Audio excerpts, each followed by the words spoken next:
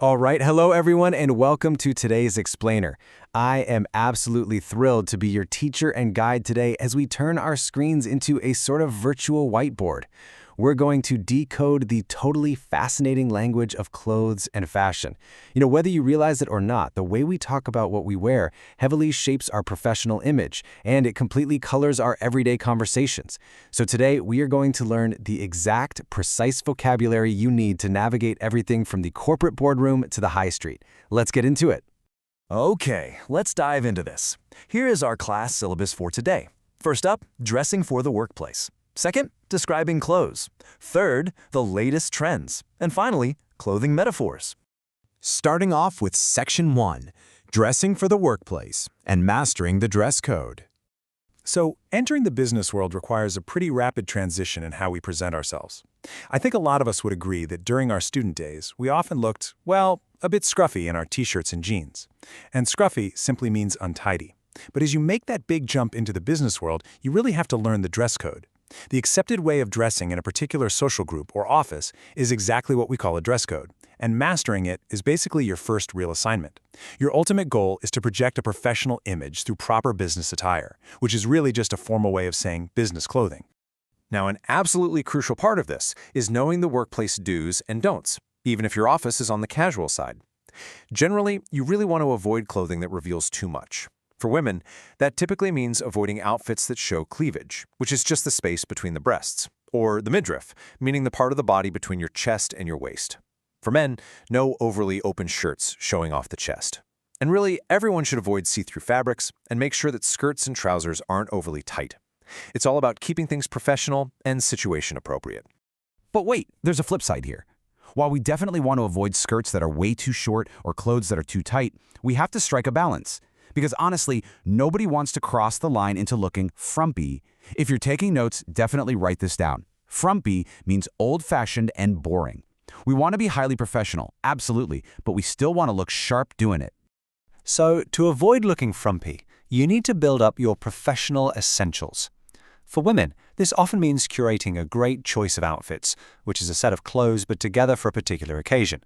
For men, you're looking at a good range of suits, so a jacket and trousers made of the exact same material, along with ties, maybe some casual trousers and jackets. And hey, do not forget the accessories, extra decorative items like jewelry, nice shoes, and cufflinks. Cufflinks are those little objects used to fasten the cuffs on men's shirts, and they can literally transform and elevate a professional look. Let's take a super quick language detour right here, because this is a phenomenal word to use when talking about your wardrobe. Invaluable. Having a good range of suits and jackets is invaluable. Now, it looks like it should mean not valuable, right? Actually, scratch that. It means extremely useful or extremely valuable. The actual true opposite of valuable is valueless.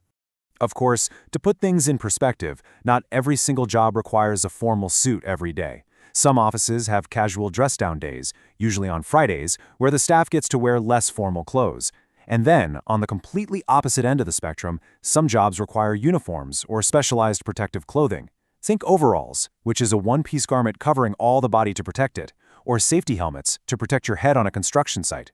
Moving right along to Section 2, Words to describe clothes and building your vocabulary. Now that we've got the workplace sorted, let's expand our everyday vocabulary so you can precisely describe literally any garment you see.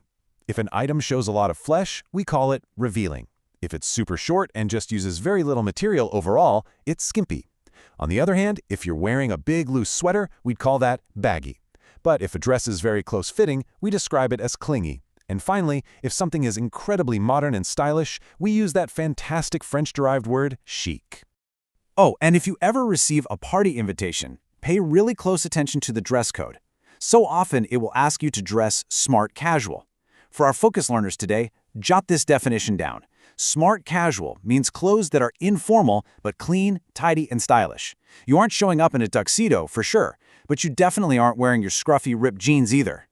Speaking of tuxedos, if you are heading to a highly formal event, you might hear this really fun phrase, dressed up to the nines.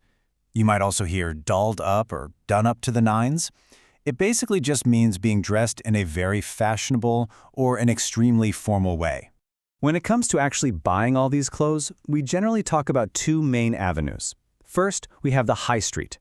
This refers to your ordinary, much less expensive shops where you buy clothes ready-made. We often call this buying off the peg or off the rack. Then, you have your designer label clothes. These are the really expensive ones, and people who can afford to will sometimes even have these clothes made to measure, meaning they are crafted especially and specifically for their exact body. All right, hitting section 3, the latest trends and being in fashion. You know, vocabulary changes incredibly quickly when a style catches on. It's fascinating how many different ways we can say something is popular. If denim jackets are very fashionable, they are all the rage. If a specific dress is extremely fashionable, it's the height of fashion. Fashion magazines are always dealing with up-to-the-minute articles, meaning the absolute most recent trends. High heels might be on trend this season, and a certain large handbag might be this year's must-have item. Literally the thing that absolutely everyone wants to get their hands on. Now, when we talk about the people actually wearing these trends, we tend to use two contrasting terms. A trendsetter is a person who starts a new fashion. Their style is so cool it gets followed by others. But you definitely want to be careful not to become a slave to fashion. We use this term in a disapproving way. It describes someone who is just way too strongly influenced by fashion and blindly follows every single passing trend. And that brings us to our final section, number 4, clothing metaphors, stitching words together. It's actually pretty amazing how deeply clothes are stitched, pun totally intended, into the English language through our everyday idioms. And this brilliantly illustrates how literal clothing items translate to simple, abstract meanings. For example, to speak off the cuff means to speak without having prepared anything in advance. To be hand in glove with someone means you have a very close working relationship with them. And if you do something on a shoestring, it means you are spending as little money as humanly possible. Let's keep going down the list here. A no-frills airline or a no-frills service means it is completely simple and plain. To put someone in a straitjacket, metaphorically, means to severely restrict their freedom. If we draw a veil over a topic, it means we consciously choose not to talk about it. And finally, if you have a secret plan or idea ready to go, we say you have something up your sleeve. These are incredible, colorful phrases that will absolutely make your English sound natural and highly proficient. Well, we have covered the whole shebang today, from business attire right through to stylish metaphors. You now have the exact vocabulary to confidently describe what you wear, how you wear it, and the latest trends you observe out in the world. So I want to leave you with this final provocative thought. With all these words now at your disposal, what does your outfit say about you before you even speak? Thank you so much for joining me for this explainer. Keep practicing your new vocabulary, and I'll see you next time.